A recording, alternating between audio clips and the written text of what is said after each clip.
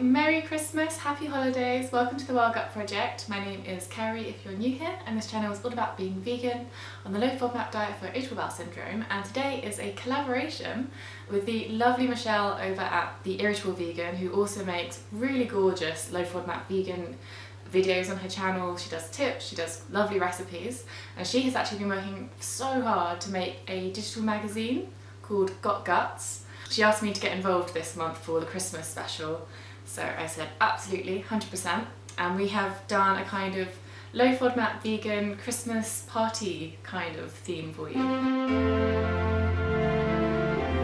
So Michelle has produced lots of gorgeous vegan low FODMAP hors d'oeuvre recipes for you. And I have done some cocktail recipes. Ooh. Most of the recipes are in the magazine, so I will link those below, but we're both putting one on our channel, and I'm going to show you how to make some low FODMAP vegan, so eggless nog, that stuff. Let's go. So we're going to start by measuring out our plant milk. I'm using 300 milliliters of almond milk. You could also, that's about 1 1/4 cups. And I'm going to put that into a saucepan ready to start adding spices and warming through. So the first spice we're going to add is turmeric. This is going to be our yolkless yellow colour. Remembering you can add but you cannot take away, so tiny amounts, tasting it until you have a nice yellow but you don't have that earthy turmeric flavour. And then I'm going to add a generous teaspoon of cinnamon, and I'm going to grate in some nutmeg.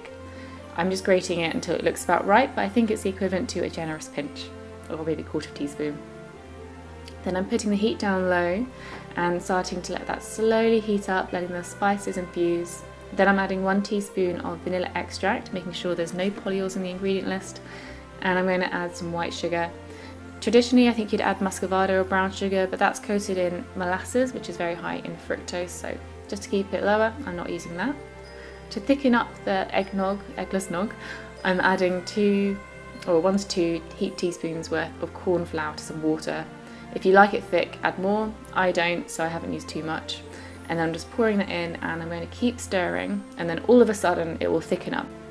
And then for some added sweetness and flavour, I'm adding some pure maple syrup, but obviously do it to taste in your preferred sweetness. Then it's time to serve it up, so pouring it into some mugs, and you could also add some coconut cream before if you wanted it thicker and creamier. I'm just going to go ahead and add some whiskey. I didn't realise when I bought this it's actually bourbon, and Monash University haven't tested bourbon yet, so use with discretion. If you're in the elimination phase, maybe play it safe.